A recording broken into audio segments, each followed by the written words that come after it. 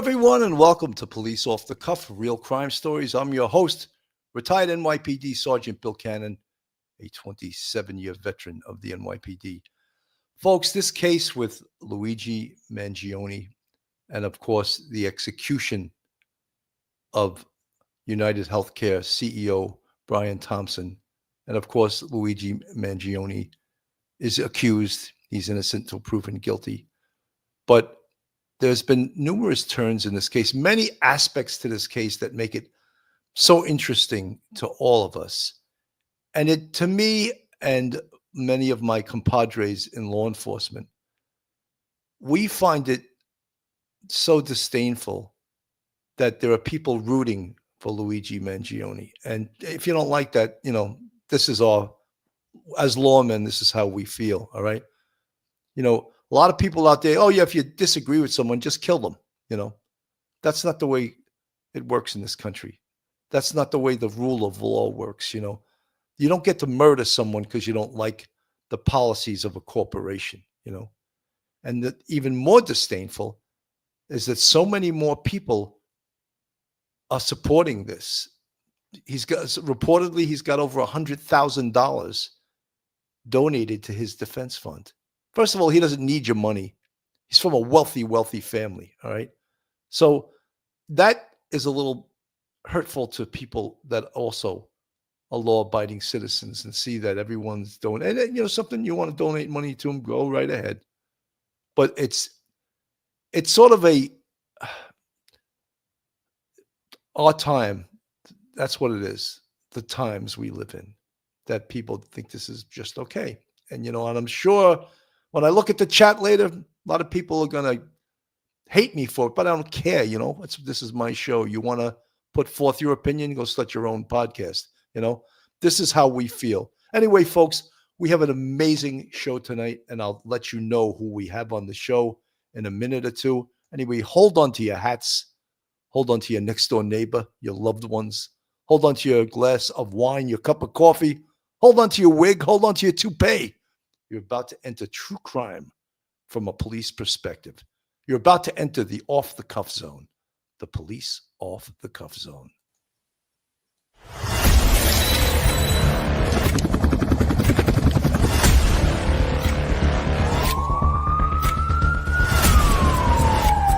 There has to be some common sense. They were the ones who called 911 to get him help, and now they're calling for change.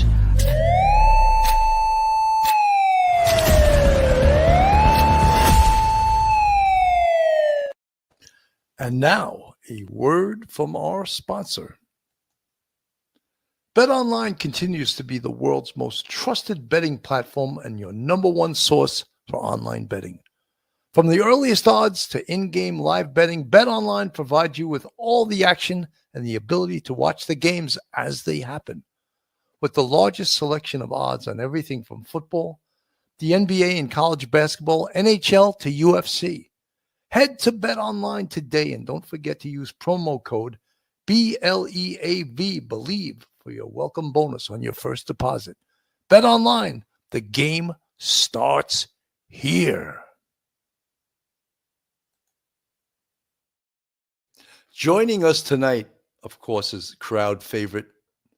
I always say that, but he is a crowd favorite. Retired NYPD Sergeant, professor at Albertus Magnus College in Connecticut, attorney, all-around nice guy. Welcome to the show, Professor Michael Geary.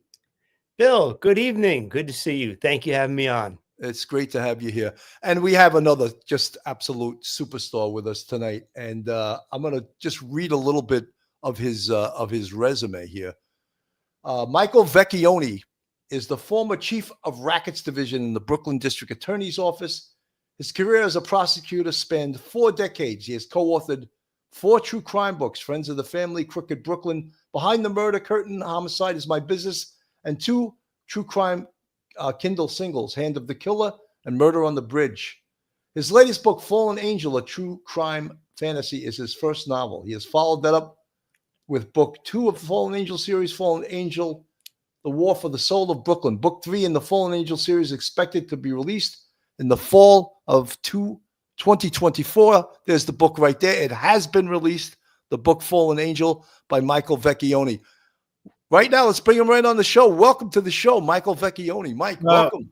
Thank you, Bill. Thanks for having me. And how you doing, Mike? It's good to see you again. Good to see you too, Mike. Good to see you. You know, Mike, I commented you have a great tan, so that's it. I'm just going to comment right there. You got it. And he told us he hangs out on his terrace, and that's where he's getting a tan from. No expensive vacations, right out on the terrace. Also, I'm an Italian guy, so I got that olive oil blood, inside me, so that helps to keep the tan in place.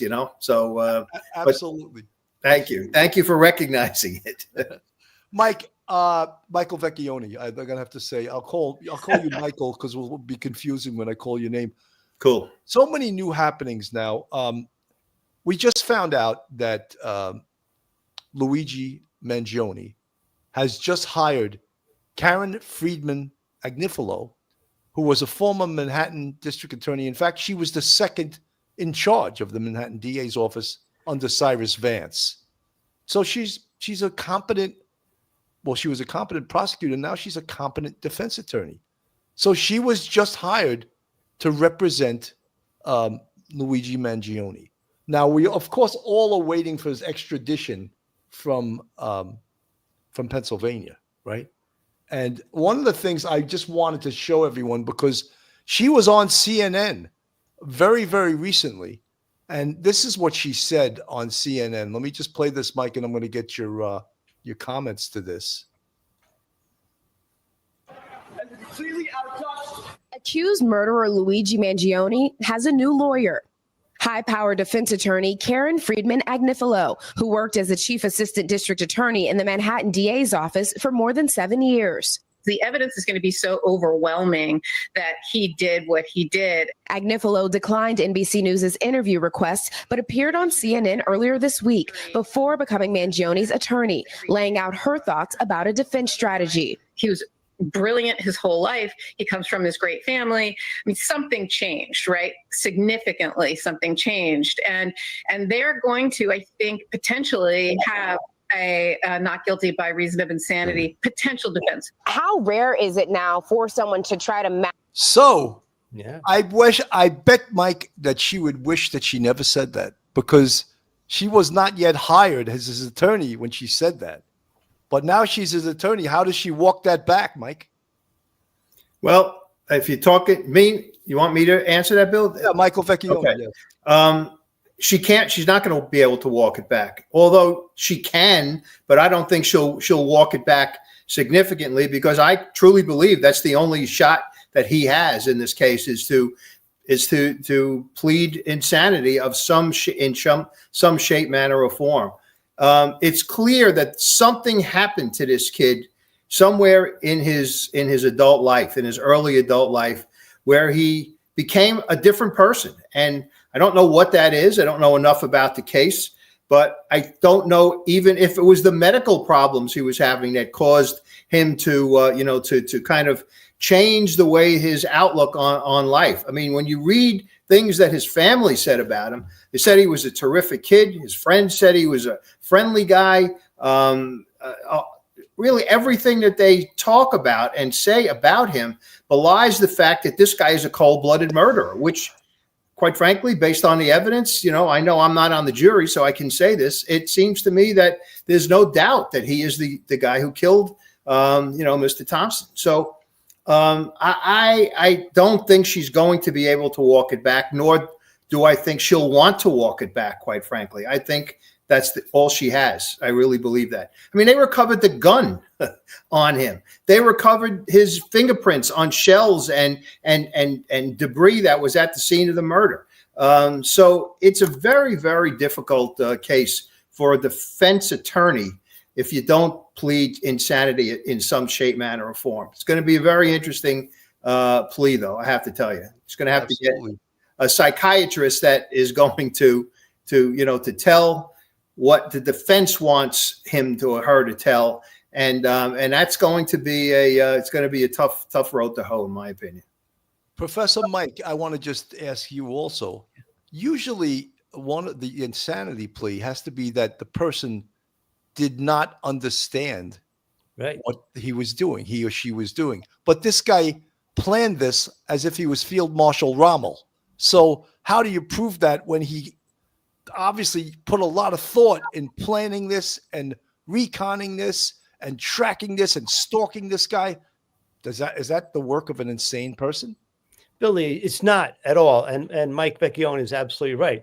See, the problem is there is a lot of evidence. They got it quickly. There is no doubt who the shooter is in terms of identity. You want to interpose an affirmative defense of insanity. You have to admit right off the bat that you were the shooter. Exactly. You're pleading guilty, basically admitting to the actus reus. But what you're going to argue over now is the mental state, the mens rea, the state of mind. That's really the only thing that you're going to argue over.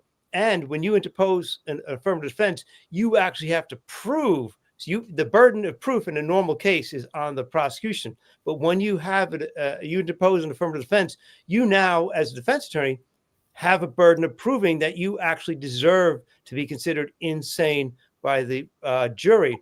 And so it's going to be very, very difficult because of all of his academic successes and everything he's done. He's not howling at the moon, running around naked, screaming and talking to himself like he's in some sort of, some sort of altered state. No, this took a lot of planning, a lot of forethought. He probably rehearsed it a number of times. He got all of everything together. He escaped pretty smartly out of New York. An insane person wouldn't be able to do that. The only thing I can think he could hope for is a hung jury. I think his attorney would consider a hung jury a victory. There's no acquittal I don't see on the horizon. I just think maybe a hung jury. Absolutely. Hey, Bill, if he had a few of the people who've been on TV now saying that this guy's a hero, if they happen to sneak through and get on this jury, then Mike is correct. And that's what will happen. There'll be a hung jury because there are going to be plenty of people who say it's an open and shut case. So it's a very good point, Mike. You know, Michael Vecchione, I want to present something to you here. He's from an extremely wealthy family. Right? Yes. He was a child of privilege, right? His family apparently owns 12 nursing homes. 12 nursing.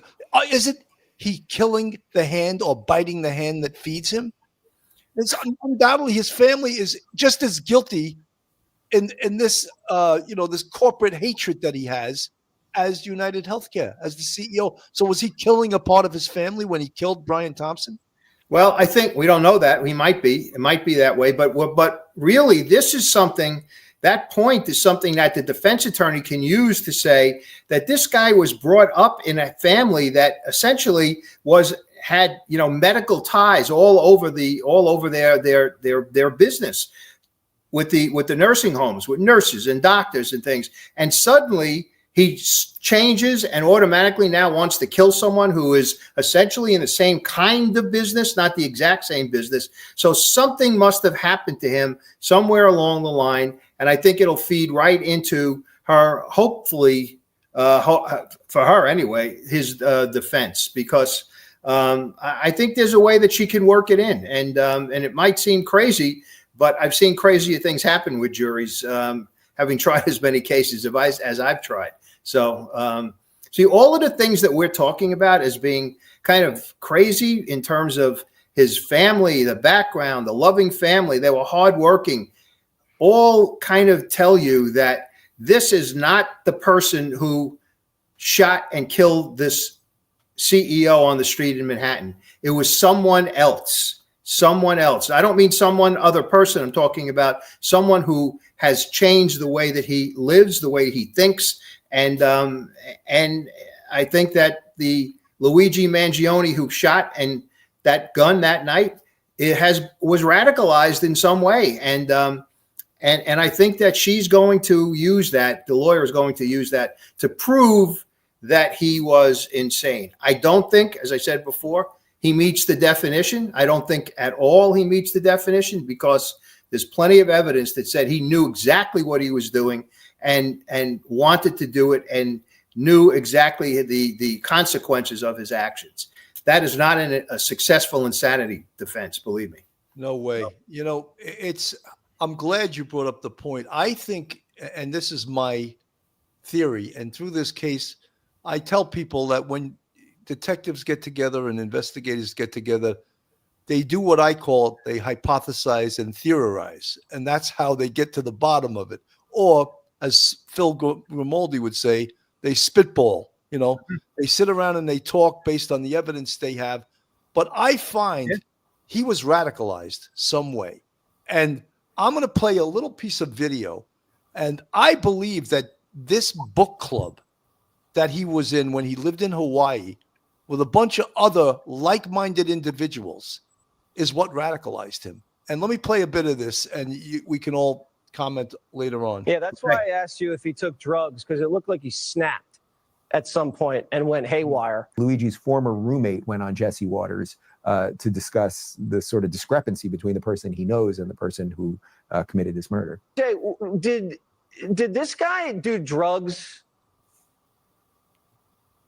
Absolutely none that I was aware of. We were roommates for about 6 months at Surf Break Co-Living, and the entire time that he lived at Surf Break, he was a great community member. He kind of followed by our values and our ethics to leave things better than you found them. He was always contributing, taking care of other people, and even after he moved out, he came and hung out and contributed to the community, spearheaded a book club. He and I became closer friends, working out, going to yoga classes, playing volleyball. He's the kind of guy who was doing his best to take care of himself, despite having some severe back pain and a severe issue. So he had the back pain, but was doing yoga and volleyball and messing around like that. Was this affecting his sex life? So he was athletic as long as he could be. I know there were days and perhaps even a week at a time where he was bedridden. So he was doing what he could when he could. I couldn't comment about his sex life or, any of our roommates' sex life, just out of respect for their privacy. I totally understand. So did he ever mention anything about the Unabomber or any other radical ideas? So I mentioned one of the great ways he contributed to the surf break community was by spearheading a book club. And he presented a bunch of interesting books to read. I think we started with Outliers by Malcolm Gladwell. And a few texts in, I actually proposed that we read, it's kind of half joke, but read the Unabomber Manifesto. I always wanted to read it, but never got around to it. So that was my suggestion. We had a normal discussion, debate around it. Nothing that stood out at the time, no anger, no a special affinity towards it, just, thought-provoking discussion. You suggested reading Ted Kaczynski's book. Why? Why were you interested in that? I have an academic background, and I really enjoy reading just about anything, different perspectives, right, left, middle, progressive, things about ancients, the future, and wanted to understand a little bit more about what he wrote, why he wrote it, and maybe some historical context around that. Okay, there's a lot of academic books. That's just interesting that tickled your fancy. Did you turn him on to the Unabomber? It sounds like it. I wouldn't say I turned him on to it, but it was my selection for our book club. Okay, because the manifesto that we got our hands on cites that quite often. Do you feel strange now that this guy who you lived 6 months with has now been picked up on murder charges? I feel strange because he was a great friend, and I would consider him, a close friend, and that somebody who would assassinate somebody is completely incompatible with the person that I lived with, the person that I cooked meals with, the person that, was part of book club and other activities with. It's like two completely different human beings. Yeah, that's why I asked you if he took drugs, because it looked like he snapped at some point and went haywire, but we'll see how it shakes out. Okay, again, we something, when I saw this today, I had predicted that he was radicalized. I think this is the guy who radicalized him. He used language like he was a good community member, right? He was his values, his ethics. He was part of the book club. And then he's the one that recommends the Ted Kaczynski. He's not telling us a lot of things, this guy. So this was a group of a bunch of like-minded thinkers that lived in this, what do they call it? Surf break, it was called. They lived in this affluent building. It was not cheap. I think it was like $2,000-3,000 a month each one of them paid. Could this group, and I'm not saying they definitely, but I don't like the way this sounds. I totally don't like the way this sounds. Mike Geary, what do you think? Bill, when you look at what he did, he was working for a company after he got his master's and bachelor's degree. He was working for a company and it was remote, and he was living in one part of the country, and he didn't have to go to work. So then he moved to like California, then he moved to Hawaii. He worked it for a couple of years, and he's always probably, seeing people and communicating through the internet, not like old fashioned. Okay. And so then he goes to Japan, he comes back, and he's living in this community, and it's probably because he's now got a bunch of people who are very much like him. It's not like living in Brooklyn or New York City where there's so many different kinds of people with so many different kinds of beliefs. You get a very different view of the world when you're in that sort of environment. Here he is in a small group, and we don't know exactly all the dynamics. Hopefully we'll find out more of the dynamics. I originally thought this group was just a bunch of friends who were his tech friends who would just get together and talk about the books they like. But it's a little bit more than that. It's possibly there was a little bit of indoctrination going on, and that's what it seems to be. And maybe Luigi, because he didn't have a lot of friends once he got on his own and was working for that car company and then traveled around, maybe he was in search of some sort of meaning to his life rather than I'm going to be on a laptop all day. There's got to be something more. And maybe perhaps he was vulnerable to other people's suggestions. And maybe that's where he was at. Maybe he was very malleable in that person's hand. Michael Vecchione, your thoughts? Well, one thing that this fellow said that stuck with me, and I think kind of is in line with what we're all thinking.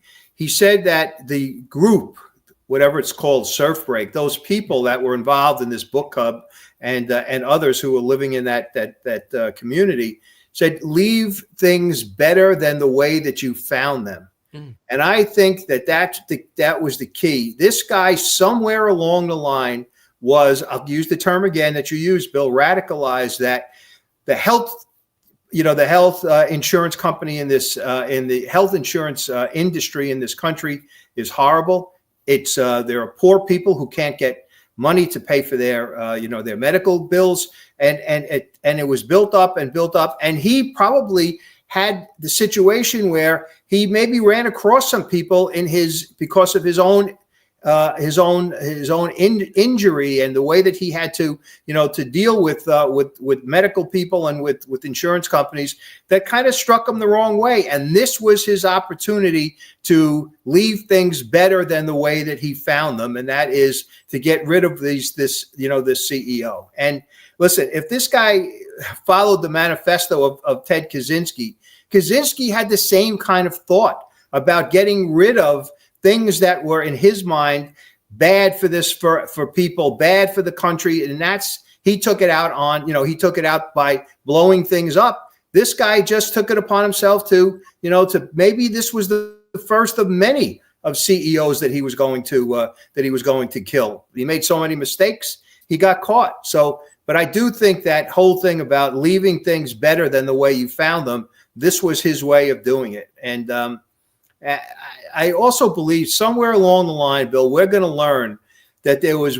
maybe this group, or maybe someone within this group, or more than one person within this group is the key, the trigger that kind of set him off onto the path that he took to kill this guy. I truly believe that somewhere along the line we're going to find it. Mike, I believe that too, and I believe this guy, who we just saw talking, should be investigated by the FBI and the NYPD. And maybe he is. Much more of investigation. They have his laptop, his cell phone they're trying to get into, his financial records they haven't even looked into.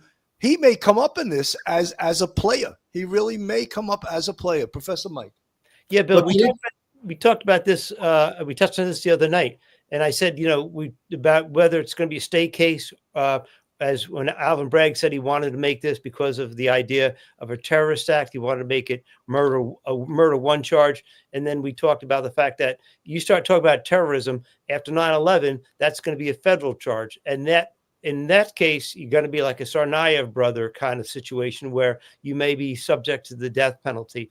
And so therefore, we opined that once they get his laptop and all the information, all the websites he saw, all the people he talked to, all the messages he exchanged, if there's anybody who looks to be for the last, say, year, encouraging this guy, supporting him, giving him moral support, giving him money, giving him ideas, feeding him ideas, like maybe you should do this first, you will be in the sights possibly of the feds, and you do not want to be in the sights of the feds, because if this ends up being a federal case, you're gonna really wish you had never knew this guy and ever gave him any sort of support. So yeah, I believe right now the FBI is going to be investigating this as a terrorist organization. I agree. And you know, one other thing that we have to, I keep going back to in my own head is here's a guy, God knows where he was living at the time he did this. I don't know where his home base was. Was it Hawaii? Was it Maryland? Was it somewhere else? How did this guy know that this conference was happening in Midtown Manhattan, that it was happening at the Hilton, and that this particular CEO was going to be there?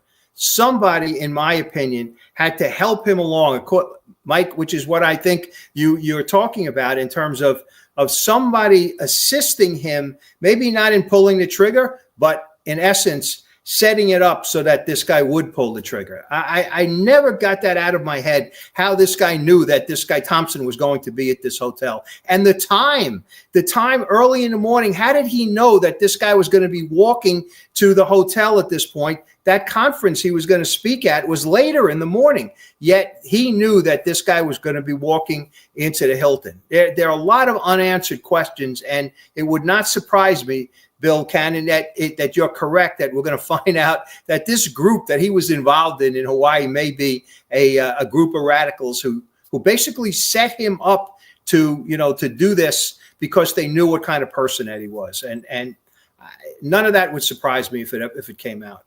You know, Mike, so I'm glad there's other like-minded thinkers like me in this case, because you have to look at the evidence that's coming across here.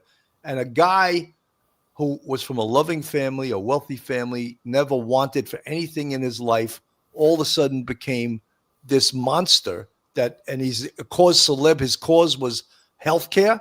Really? So he became an assassin. This is from the chat. Momo Head 35. Luigi did not do this for people of America. Luigi was radicalized, and this was in line with how he felt growing up, being exposed to nursing homes / his injury. Also indirectly helped him get back at his family. Interesting. Could be. Could be. Where also the other thing is, where did he print the ghost gun? You know, where did all of this happen? Where did he set this whole thing up? Where was he when he was kind of planning, how this was going to go down? I don't think he was by himself. I really don't. I think that there were other people involved in this, and to what extent we don't know yet. But I think we're going to find out that there were other people involved. Mike, I 100% agree with you. We said this all along. And folks, just so in case you don't know, Michael Vecchione was the chief of the Brooklyn Homicide Bureau. He's tried hundreds of homicide cases. So he's not just talking like he's the author of books. He really did this type of work. Yeah, and I was involved in several radical people. I was in charge of the rackets division too in the DA's office. So we had a lot of nuts who were involved with murders in Brooklyn and kinds of cases like this. So they generally do not do it by themselves. They generally do not. And it's just too complicated for me to believe that he just suddenly was in the right spot at the right time with the right gun and shot this guy on the street. That is insane. I would never even begin to follow that path. If I was in charge of this investigation, that's what I'd be looking at. Who is it that is behind this whole thing that got this kid to the point where he did this? That's That's my. And how Mike, I- as to your point, who planted the bicycle, the Yeah. electric bike in that alleyway, which was his escape route? We saw him go into, before this shooting, and went into the Starbucks. So Yeah. he didn't have the bike there. The bike must have already been there. So I- someone did that for him. I agree. It was too planned, too well executed. Excuse me, for lack of a better term, to think that this guy by himself did this. A guy with no record. This is not a guy who was around guns, who was around, people who had committed crimes or he had committed crimes. This is basically his number one, the first one out of the box, and he knows all of this stuff and how to do it. It doesn't make sense to me. Mike, we said also earlier on in this case, when they made the arrest, that about 20% of this investigation is completed right now. Yeah. So they have another 80%. I agree. There's so much more to find out, and there's so many more things that they, leads they have to check out, evidence they're waiting on. That cell phone is a treasure trove of information. Yeah. It's probably encrypted, and to get into it may take some doing. His laptop, oh my God, that is like you hear about a laptop. That'll tell you everything about this guy, probably. Without a doubt. Without a doubt. Those kinds of devices now, they're supposed to make things easier for us as human beings and citizens to live, but they also are making things easier for the police and for investigators, because there's a lot of things that are in there that kind of come back to haunt the owner of these devices. And I think that you're right, Bill. I think they're going to find, it's not even close to being over in terms of an investigation. So, and I think that, this is a homicide. So the lead agency is the NYPD. However, the FBI is involved. This became such a big case. He fled into state to avoid prosecution right away. That gets them involved. Right. We need all their money. We need all their toys. We need everything they know. But sometimes there's also some friction between these units. Yeah, there is. Apparently, the FBI got a call from the San Francisco police the day before he was caught, that a San Francisco detective gave the FBI in San Francisco the name of who they thought the perpetrator was based on his mother reporting him missing, and he looks just like the photo. Yep. Now it goes to the San Francisco FBI office. They call the New York FBI office, and they didn't give it right to the NYPD. Apparently, the bureaucracy will let us do 4,000 checks before we turn this over to. That is not acceptable in my book. Bill, we all have been around the FBI in terms of our investigations, and we know that. To me, none of that surprises me. None of it surprises me, because if they're going to get involved, they're going to want to get involved so that they can get credit for whatever happens at the end. That's my opinion. Do you think that the FBI wants to take this case from the NYPD? Without a doubt. Wow. Without a doubt. Yeah, I do. That's a big allegation, and not many people would say that, but you've seen it happen, Mike. I have seen it happen. So yeah, I do believe that. But they're in such a disarray at this point in terms of the FBI that the director has resigned. They've got a new director will be coming in once Congress confirms them. So whether or not they're together enough to put agents on this to the point that they would say, listen, we're taking it, or we want it. I don't know. That I don't know, but I can tell you, in my opinion, that if things had been, the FBI had been calm and been, without any turmoil going on, they would be looking to grab this, in some shape, manner, or form, in my opinion. So absolutely, Professor Mike, you have a comment on that? Oh no, I agree 100% with Mike Vecchione, because just think about it. We have a lot more investigation to do. It's going to be involved probably search warrants and arrest warrants for people in different states, somewhere between Honolulu, Hawaii, and Pennsylvania. You got to have a multi-jurisdiction agency, and that's going to be the FBI. And so I think that they definitely want this case, and they want. And remember, if they get this case, it's going to be a terror investigation case, and that's something that they can say to the public: we protected the public from an American homegrown radical jihadist, whatever terms they want to use, and we're protecting American citizens. That's a win for the win column for the good guys. I think that's what they want, 100%. Because in the strictest sense, the murder itself is not a federal crime. That's right. It's a state crime. So they need a hook somewhere else along the line, and the terrorist hook is there for them if they can find it. So. It's sad to say that, but I truly believe it. I truly believe it. Paul K., thank you for the $10 super sticker. Hey, from Oz, did you know that a lot of default letters have the CEO name and signature? After Googling CEO, once name is obtained, just follow the trail on the net. There's so much on this case right now. There's so many people following this case. I want to play this from News Nation, and this is, to us, law enforcement, former law enforcement, is what makes this case disturbing. New York prosecutors worked to build a case against Luigi Mangione in the shooting of United Healthcare CEO Brian Thompson. Online supporters of the suspected killer are donating thousands of dollars for a defense fund established in his name.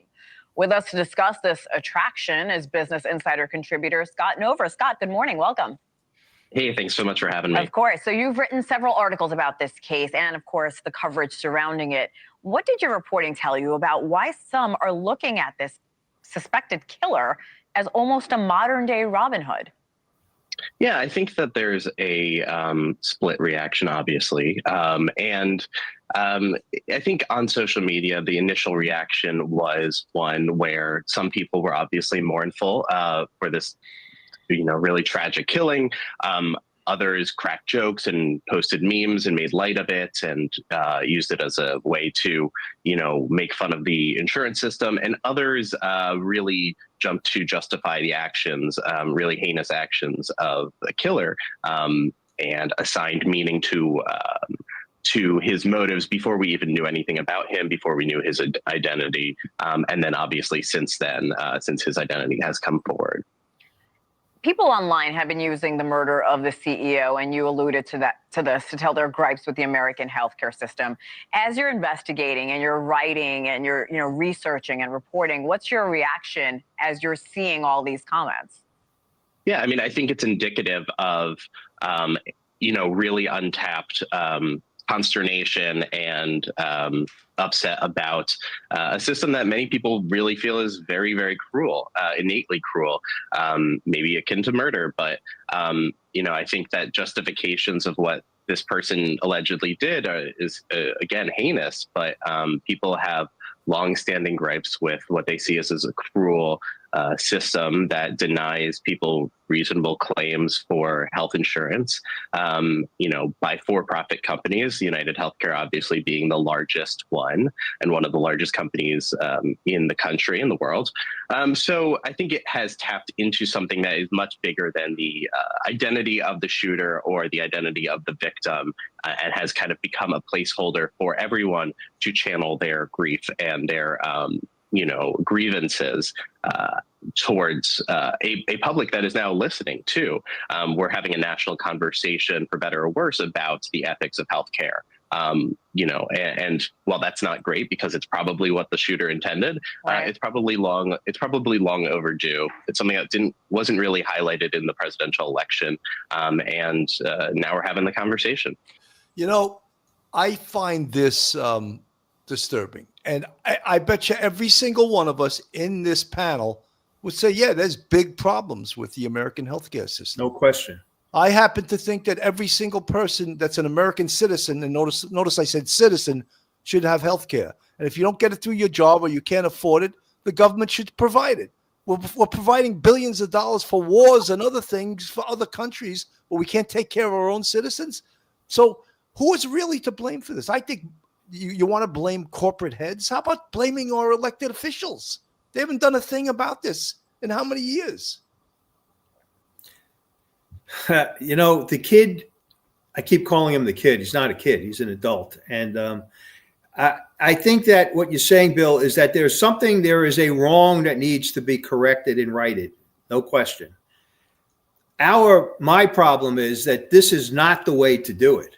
This is not the way. You don't go out and murder someone. So basically what, you know the old saying about two wrongs don't make a right. Well, this is a classic example of that. And for people to hold this guy up as a hero, this reporter or this anchor here said that he was like a Robin Hood. I don't see that at all. I really don't. The idea that Robin Hood stole from the rich to give to the poor. Well, that's not what this guy did. This guy just essentially murdered someone on the street because he was pissed off at the way that, or at least we think he was, at the way the healthcare system is in this country. Well, if that's the way that we're going to handle all of our problems, then we might as well, give up, because that's anarchy. And I don't think any of us want to live in a country that like that. I know I don't. No, and Mike, to me, this says everything. This picture here, and this is the guy, and this is allegedly Luigi Mangione. Right. This is the guy who brings a gun and shoots a man in the back. Just doing that, period, makes you a piece of shit in my book. Twice he went up to him and shot him again. So I think that I don't. It's hard for me to accept the idea that people believe that this guy is some sort of a hero. I can't believe it. I really can't. Murder is not the answer. If it was, then we would be in a society like The Purge, that old movie where anything goes, and none of us could live or want to live in a city, a state, a country where that's the norm. I don't see it. And I don't either. Mike, Professor Mike, one of the things about this case, it really has woken up social media. It's sort of woke up that word woke, pop culture. Right. All of a sudden, people are coming out of the woodwork, and everyone has an opinion on this case. And many people from the law enforcement side of course, what Michael Vecchione just said is that, murder is not the answer. You want to protest, you want to protest against corporations and that type of thing. There's a way to do that without murdering someone. I've seen so many people online, even in our chat, say, "Oh, violence is the quickest way to obtain change quickly." Professor Mike. Yeah, Billy, our culture has devolved into the idea that we all want to be a victim. We all want to be a victim of something, because remember, if you are a victim, that means you're being oppressed by somebody who's more powerful than you. And therefore, if you are a victim, you stand on the moral high ground because you are being victimized by some selfish, greedy, horrific, brutish kind of person or entity. Remember, this guy, Luigi, he got medical help. He got, whether or not it was the most successful operation, he got medical help. He's in a very different position than people who are out on the street, homeless. We have veterans. They average at least one suicide a day. Where's the concern for veterans? Okay, we send money away to foreign wars, not a penny for our own veterans. And our own Veterans Administration, when they try to give treatment to veterans, is woefully inadequate. So if you want to start, I'd like to start with the veterans. But everybody wants to be a victim. Everybody wants to put their rage on display. So, and this guy, he's a hypocrite. He got his medical help. He wasn't one of these poor, unfortunate people that he might talk about who actually didn't get a thing.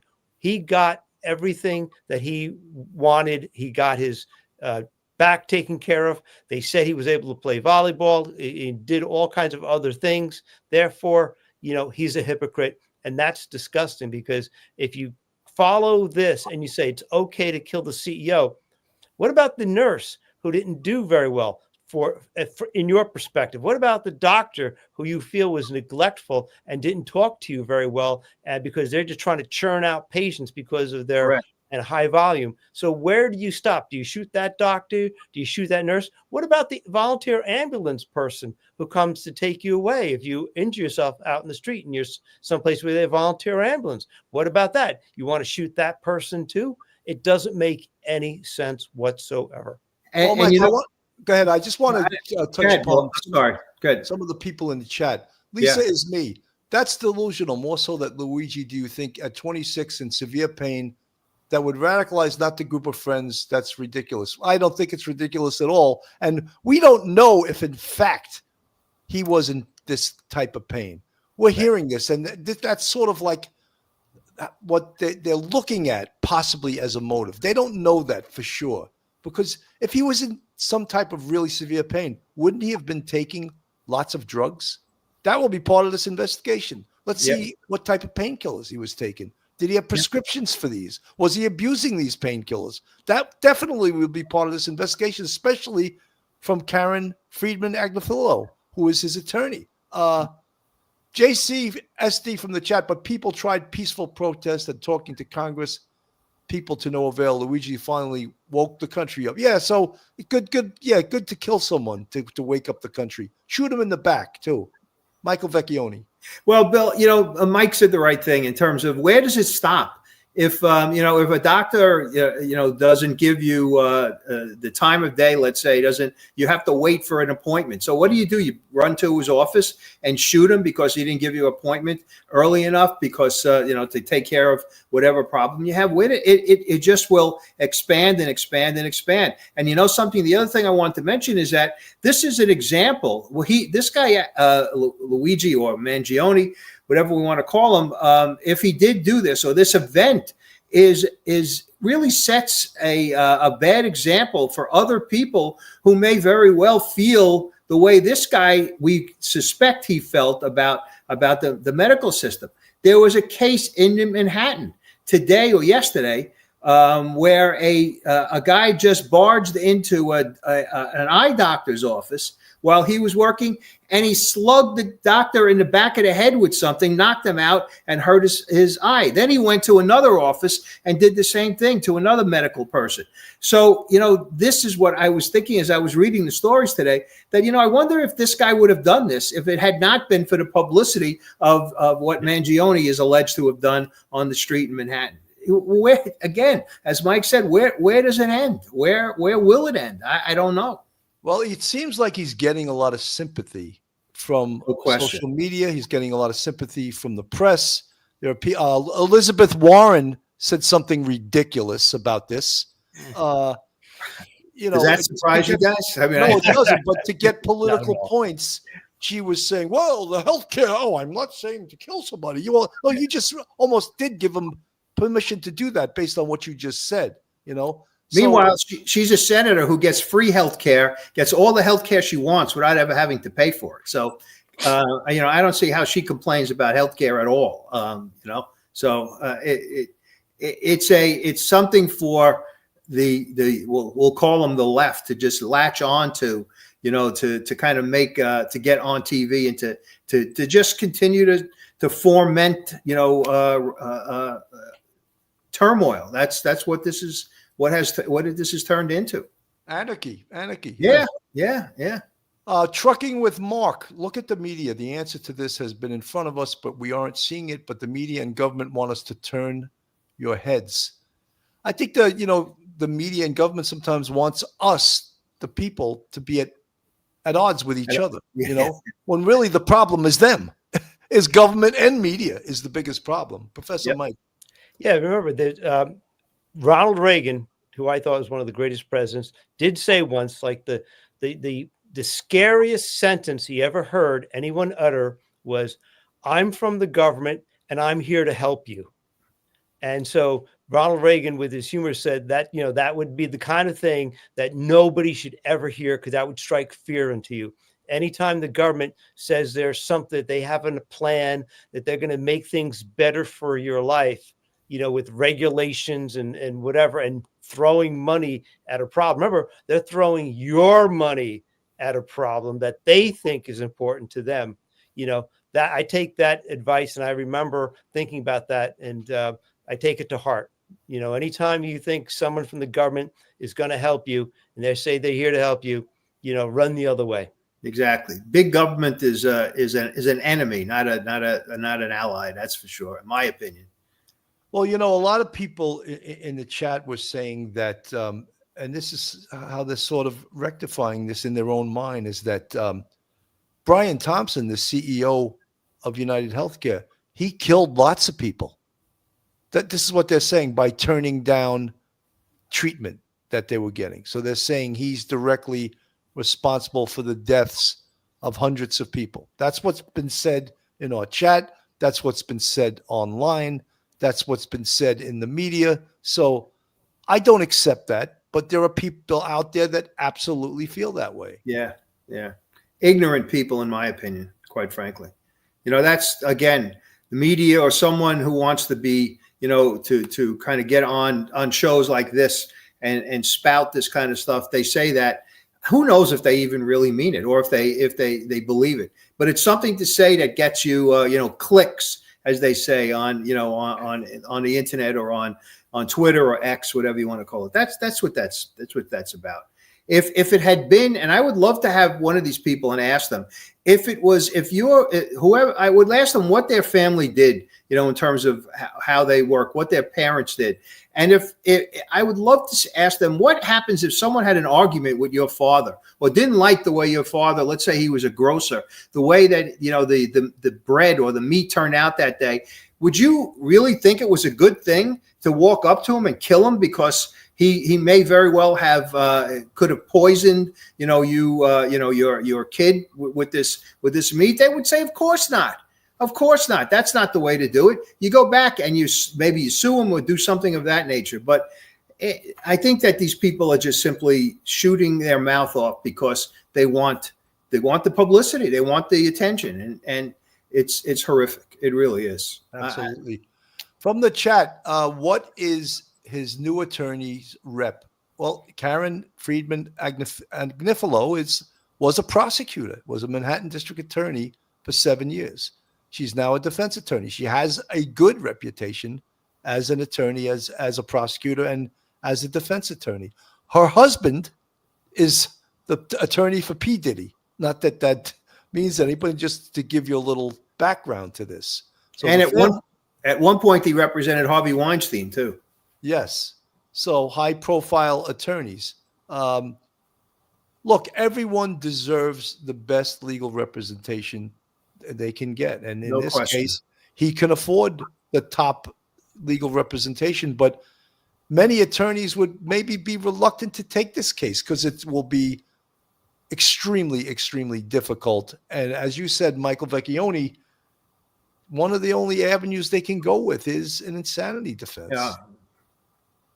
It has to be, unless all of the evidence that we have been led to believe they have totally falls apart, that the fingerprints were wrong, that the DNA, which they're going to find, was wrong, that the gun was a different gun that they found and we know none of that's going to happen. So it's really a very difficult case for a defense attorney. And again, I'll repeat myself. It seems to me that insanity is the only way to go to represent this guy. Lisa is me. He isolated himself from everyone. How is that radicalizing? It's you grasping out of jealousy.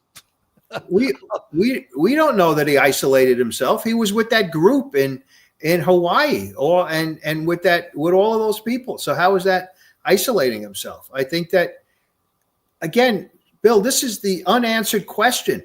Who helped him? And I know that nobody has answered that, and because they can't yet. But somebody did. I would be very surprised if we didn't find out that someone was involved with him. So I don't believe by the fact that he isolated himself. I don't think that's the case at all.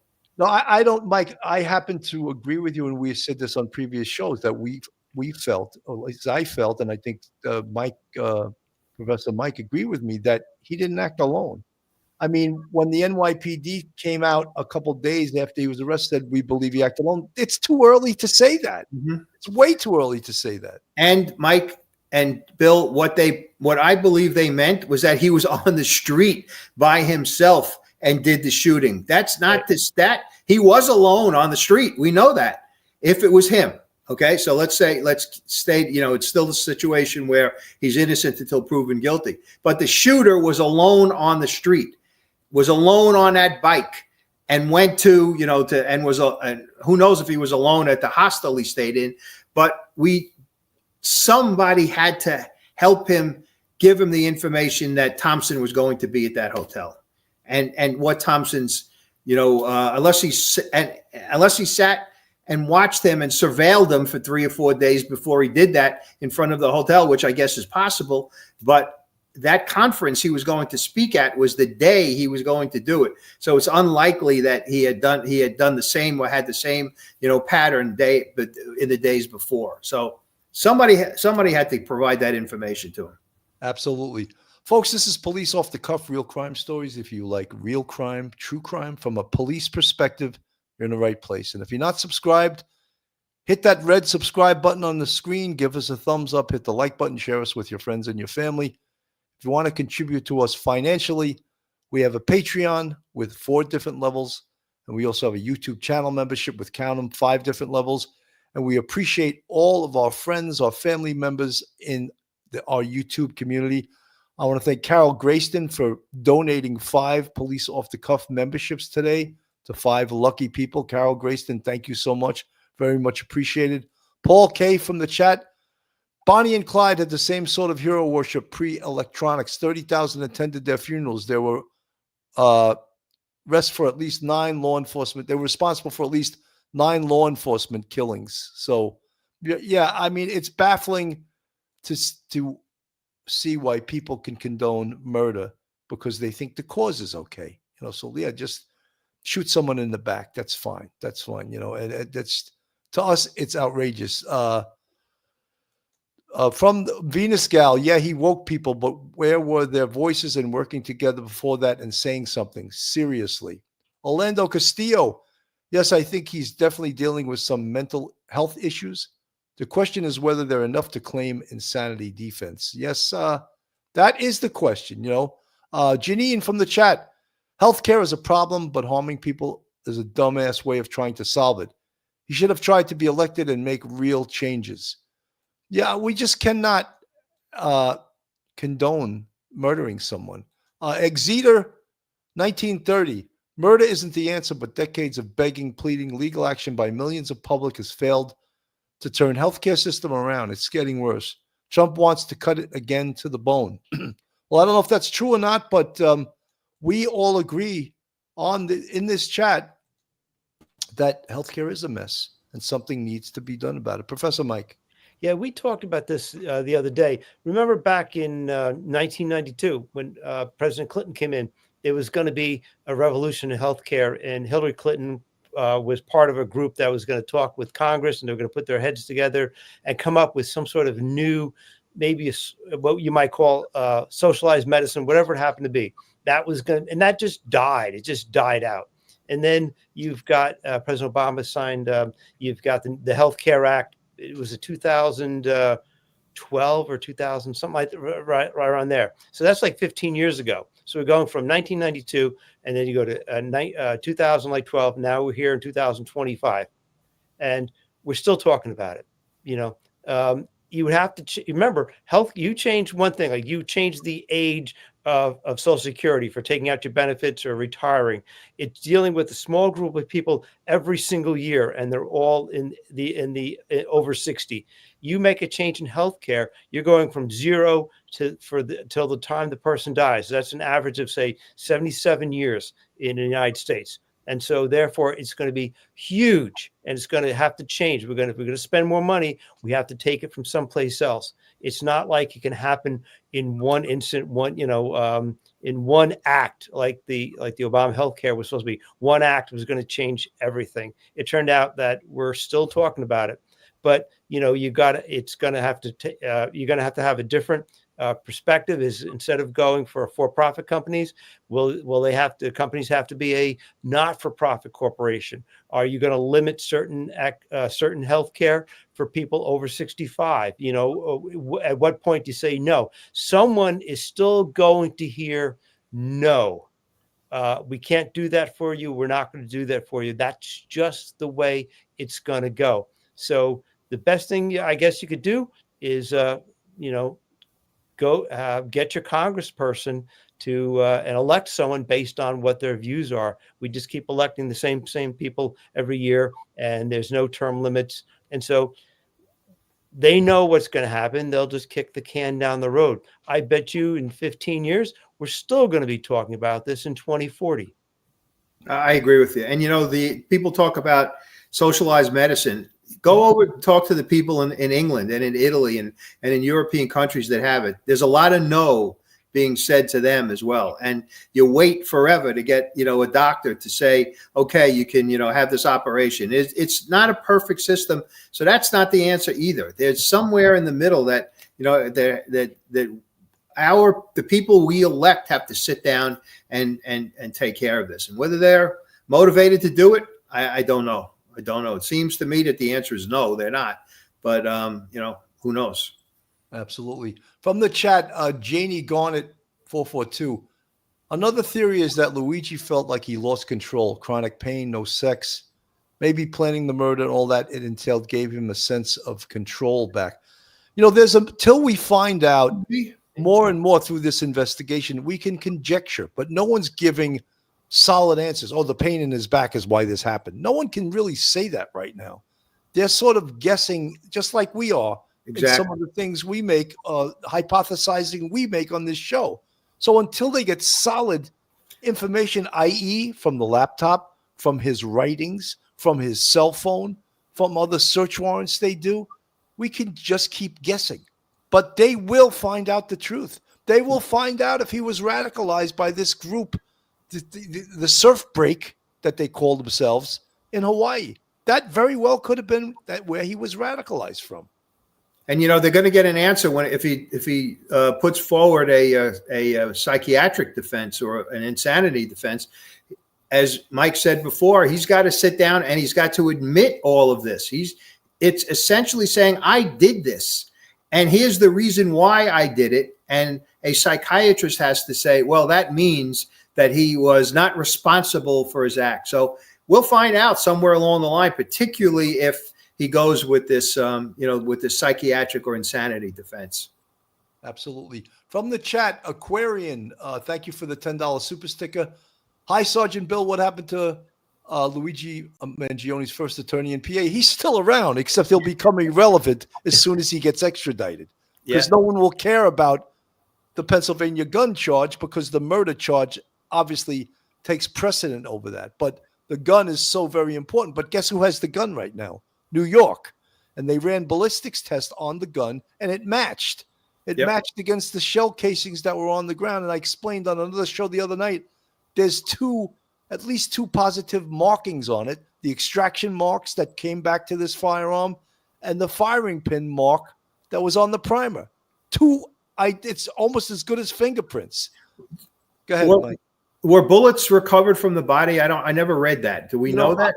That hasn't been reported, Mike, but I would imagine that will also be compared against the barrel of that gun, and the lands and grooves will match. Absolutely. So, well, right now they haven't reported that. And then, of course, his fingerprints were on the scene, on a water bottle, on some wrappers from something he bought in Starbucks. The DNA is going to match. The DNA hasn't come back yet, but that's going to go back to him too. So again, yes, he's innocent to proven guilty, but the amount of evidence here, the forensic evidence that puts him on the scene. And then let's not forget what solved this case was the painstaking search and finding video all over his route in the city. And now they're working at they found that he came into the city on 11/24 at like 10:11 at night. He was seen coming out of the Port Authority before 10:11. At 10:11, he went up to the Hilton Hotel and spent like a half hour up there reconning the location. So where was he in the days prior to December 4th when he took the life of Brian Thompson? That is a big part of this investigation too, and painstaking and so much work that, many people said, oh, what the hell did the NYPD do here? A McDonald's worker solved this case. How ridiculous is that? Yeah, that is really stupid. Oh my God. Unbelievable. Well, hey, that's to be expected. We've all been around long enough to know that that's not something which we haven't heard before. That's for sure, So no, but you know what it is, Mike? I read the chat, and some of these comments are so asinine as to the point of like, you know, you should have to get a permission slip from your parents to watch this podcast. Yeah. Vanessa Friesen. They can write it. Go ahead. I'm sorry, Bill. Go ahead. Vanessa Friesen from the chat. He was on drugs. His state of mind was altered. We know people do things they'd never do in a healthy state of mind. Not insanity. A psych eval and blood work will show that what he was on, he was high. That's no excuse either. You know, that's not. Intoxication is no defense to an offense. Nope. And she doesn't know that. No one knows if he was taking drugs. We don't know that. So, you know, it is, again, there's a lot to come, lot to come. And, you know, Mike, we can't just say, hey, take this blood test. You know, they would have to get a search warrant to take his blood, his urine, whatever, to do these tests. Another way they can find out is to see if he did, in fact, have prescription meds prescribed to him. Correct. For this back condition that he had. And does that explain what he did? No. Does that excuse what he did? No. But will it make us maybe understand a little bit more what he did, Professor Mike? Yeah, Bill, look, you know, he did what he did in part because he was motivated, not because he was high, he was hallucinating or anything like that. He was motivated. People do things for motivation, certain motivations. What is it? Love, lust, greed, whatever it happens to be. And people do, on occasion, like to be part of a group that is engaged in something that is a greater task than their own world. We saw this after the 9/11 attacks. Many young men and women joined the Army, Navy, Air Force, Marines because they wanted to do something good for our country. They thought they were doing something constructive. It's a greater good than their lives would be without it. And I think this is part of it, not all of it, but part of it is he got into some sort of group, and this became an idea that they were going to make things better. Mike, you alluded to it earlier, and you quoted the speaker, leave things better than you found it. And You're right, that's very telling. And so this group was trying to motivate people to do things, and that's usually altruistic. It's usually great. It's aspirational. But somewhere along the line, that kind of idea, leave things better than you found it, turned into, well, one way is we can shoot somebody in the back. Right. And that's what I think is really why he did it. A radical way of handling it, which is why we say that we believe he was radicalized. So, you know, Mike, a lot of people, they also don't understand why this case is getting so much attention. I had to explain that to many people. First of all, if you don't know anything about Manhattan, I'll teach you a little lesson. Anything that happens below 59th Street, that's a major crime, is a huge story. Because first of all, New York City is the media capital of the entire world.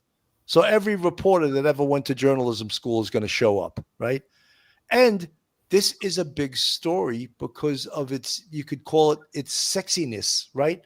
Someone from an Ivy League school, from a wealthy family with 2 master's degrees from the University of Penn, assassinates the CEO of a large healthcare, the biggest healthcare company in the nation, United Healthcare. Did I explain that to people? Why this is a big deal? People couldn't understand. Oh, what if it's just a regular person? Well, then no one, believe it or not, no one cares. Believe it or not, it's horrible to say, but it's the truth. This story checks every box, and that's why there's so much interest in this. Michael Vecchione. Well, you know, there might have been another homicide somewhere else in the city that at that same time or on that same day, nobody knows about it because it didn't happen on, you know, in Midtown Manhattan, outside the Hilton Hotel, and the shooter wasn't this, you know, mysterious looking guy who showed up and then put 2 bullets into a CEO of a big major corporation, and put all of that together. And that's what makes it a big story. There's no question about it. It's, is it, you know, maybe some people question that maybe it shouldn't be because there are other people who are killed. You know, the city has unfortunately gotten back almost to the point that it was at, you know, before Giuliani came in, and the crime rate was way up. Maybe people feel that, you know, somebody dying in in Bed-Stuy in Brooklyn or in Bay Ridge in Brooklyn should get the same kind of publicity. But let's be honest, the news media doesn't care about some guy who may be killed, on 3rd Avenue in Brooklyn, when somebody like this in this situation kills an individual in Midtown Manhattan. New York, that's the thing, and that's why it's such a big story. Yeah, and people curse out the system that makes it that way, but the system is the press. The press, to them, this is a huge story. No question. And they also question, how come there's 100 detectives and the FBI and this and that? Well, for the same reasons there's this much media on it. The same reasons. Yep. When you think about a random killing, if this was a random killing, I don't believe it was, but a random killing of somebody who is as prominent in the business world as this guy Thompson was in Midtown Manhattan, that is a story. That's a story. If the president of some bank was walking down the block on Wall Street and someone walked up to him and shot him in the back, that would be a big story as well. It's just a matter of the people involved in the shooter as well as the victim that makes it a story, and the media is going to pick it up and run with it. And that's what happened here. Add to that, the whole mystery of the whole thing, the guy with the hood and the ghost gun and the, shooting him in the back and walking up to him and shooting him again. All of that stuff is, out of some TV show in terms of, and here it is happening right in our city. The media could never ignore something like that. Never ignore it. So, Mike, there's another reason that I don't think he worked out alone, because who told him about a ghost gun? How did he learn about that? Yeah. Did he just learn that on the internet? Or did someone teach him this is how you could get a gun that allegedly they would think is not traceable? That's not true. It doesn't have a serial number. It has no history. It has none of those things, but it still can be traced by the rifling on the correct and on the spent shells. So, yep. And it can be traced, but it has no serial number. So if he got rid of that gun, they would have had no hope of nothing. Correct. And where, again, I asked the question, where did he print it? Where was it printed in terms of being made? It had to be made somewhere. And unless he bought the ghost gun from someone who printed it somewhere else. But the bottom line is, I think that there's a lot to say that belies the fact that this guy acted by himself. It just doesn't make any sense to me. And I think we're going to find that out at some point down the road. Mike, I 100% agree with you. And one of the things was early on in this investigation, because of the way this assassination was conducted, everyone says, this is a professional assassin. I knew minute one this was not a professional assassin. I did too. First of all, professional assassins don't go into Starbucks and get coffee before they do the dirty deed. That was clue number one, and there were several other things. His stance was not the stance of a professional assassin. And, we were all baffled by the fact that we all thought that the gun had jammed, and it actually had not. It was the suppression device that made him to have to manually eject the rounds out of it. And shells. So that we found out through investigation also. So many of the things that you find out in investigation turn out not to be true after you do your checks and your due diligence on your investigation. But as I said earlier, and Michael Vecchione, one of the best prosecutors from Brooklyn, 20% of this investigation is completed. There's another 80% that needs to be done. Professor Mike. Yeah, Bill, there's so much more to do, because all the follow-up and to get all the information on what he was doing, say 6 months ago or 8 months ago, you got to go back and get all that information from his phone. You've got to interview people that he spoke to. You got to get everything off his laptop, see all the places he landed and what his searches were. And you're going to be interviewing probably 100 different people. And you got cops from all over the United States that are probably going to be doing that from Hawaii, San Francisco, all the way to New York and Pennsylvania. So there's so much work to do, and that's the old-fashioned work. You've got the guy in the behind bars, but now you got to do all that gumshoe work, and that's tedious, and it's time consuming, and you got to go back and check everything over again, because you don't know until you've looked at everything. We can surmise, but we don't know exactly. The 3D printer, you're right. Who turned him on to that? Who was he on the phone with that morning? Who possibly planted that bike? Who helped him figure this all out? Was there anybody, encouraging him? Anybody giving him any money, resources, anything at all? If someone made that gun at some sort of shop, that 3D gun, and handed it to them, now you have a conspiracy to commit murder right there. That's a terrorist act. In terms of, probably under federal law, they're going to consider that a terrorist act. Yeah. And if someone provided him with the bike, I believe it was a city bike. Am I correct? Yeah. So no, it wasn't a city bike. It was an e-bike. They thought it was a city bike early on, but it wasn't. Was it an e-bike? Okay. Well, then someone had to give it to him. Someone provided it for him, because if it was a city bike, you have to use, a credit card or something in order to, to activate it. So, there's a lot to go on, a lot to go over, and still to be learned. And, I think, Bill, you're going to have a lot more shows to do on this case as time goes on, because we're going to find out many, many, many things about this investigation that we are speculating about now. Somewhere down the road, that speculation will turn to fact, I think. Mike, I can't imagine how many NYPD detectives go, I'll go to Hawaii. They're all volunteering now to go to Hawaii, but that sounds like it'll be a job for the feds, because they'll have an office probably in Hawaii. Oh, I'm sure. There. And I believe they will investigate this surf break group to see what potential involvement they may have had. You hit it on the head with that interview with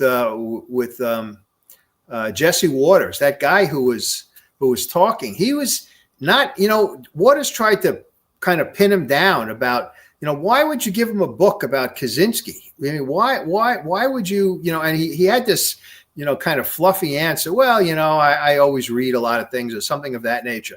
There's a lot hidden in that whole situation in Hawaii, and maybe with that guy. I don't want to, cast aspersions, because I don't know if he was, but just the tone of the way that he kind of answered or didn't answer the questions lead me to believe that there's a lot to learn from that guy about this kid. Mike, my antennas went up when he started talking, and I was like, this guy's doing a tap dance. Yeah, no doubt about it. He was never asked difficult questions. He was being thrown beach balls by these reporters. This was the first time a reporter started asking him hard questions. Yeah. Why did you pick the Kaczynski book? Right. All of a sudden he got a little bit like, whoa, shit. Is he trying to pull and me was he on drugs? See, Waters hit it right on the head when he said it seems like he snapped. Well, I don't think the snapping was as a result of drugs. I think the snapping was as a result of somebody indoctrinating him into this situation, which caused him to do this. That's what I think we're going to find out down the road. Absolutely. Your thoughts, Mike? Professor Billy, Mike? when we talked about him from going in his journey, he went to Hawaii, he went to Japan for a while.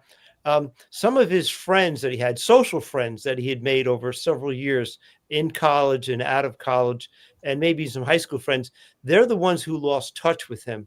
And so he seemed to maybe have adopted this group, the surf people, whatever they call themselves. Surf break. Surf break people. Thank you. And so he kind of isolated himself from his older friends, and maybe those were the better friends to have, because they knew you when you were a kid.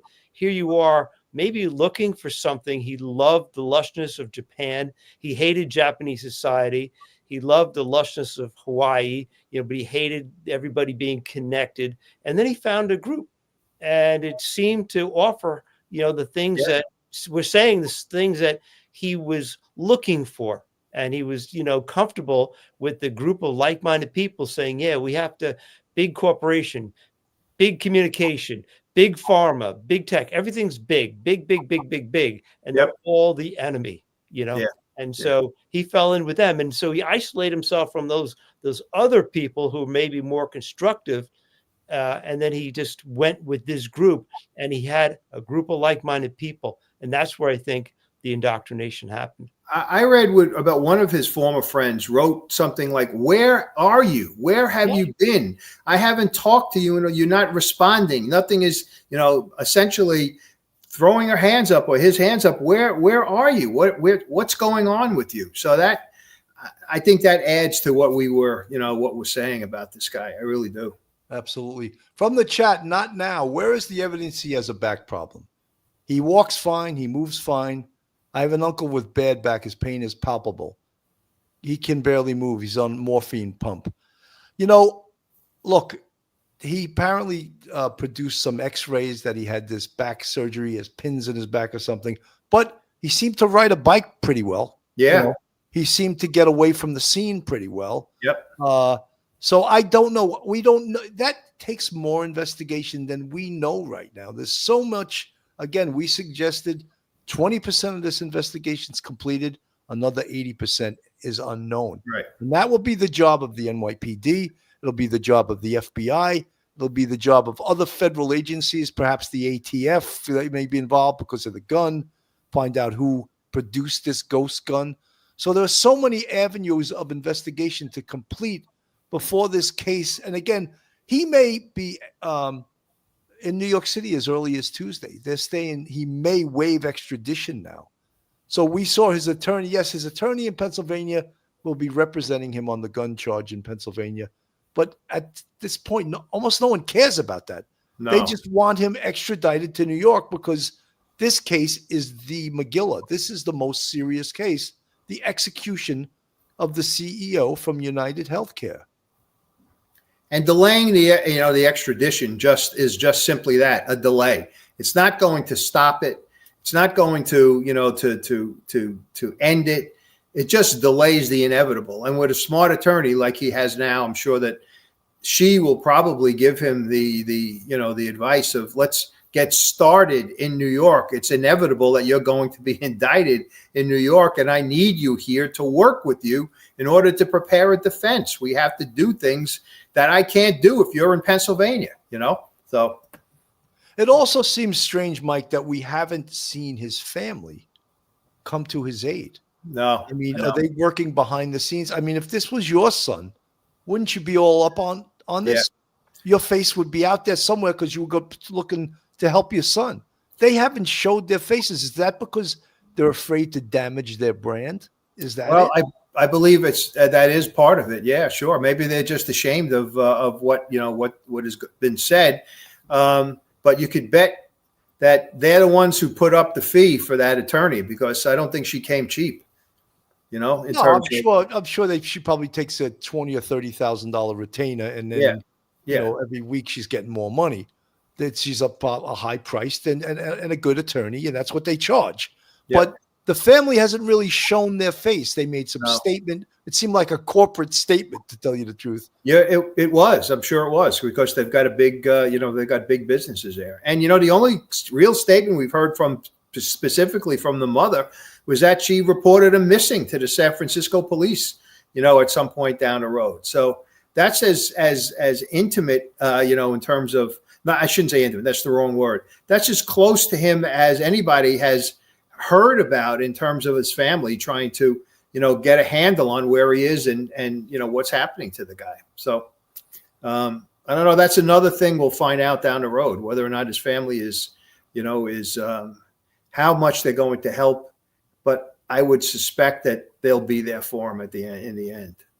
Let's hope so. Michael Bannerman from the chat. The fact some are lauding this guy as a hero when all he did was sneak up behind a poor bloke, completely unaware, and fire bullets into him. Weak and pathetic as it gets. Yes, sir. That's right. You're preaching to the choir. We agree with you, but there's many that don't. I just want to touch upon in the last few minutes. This is scary because there could be some copycats here. And Mike, when we were off the air, you brought up the fact that there were posters throughout the city of CEOs of other corporations that whoever put up these posters was like almost suggesting violence against them too. Yeah. And now this deck of cards that has been printed by a guy that owns he calls it a socialist a clothing company. He printed a deck of cards with CEOs' names on them, and I don't know if there are pictures, and with targets essentially on their back. And that's he said he got the idea from some radical, either Nazis or whoever. I'm not sure exactly what the group was that he was referring to, that printed cards like that to put out word that they were looking for people whose pictures were on those cards. It might have been during the Nazi regime in Germany and before the war.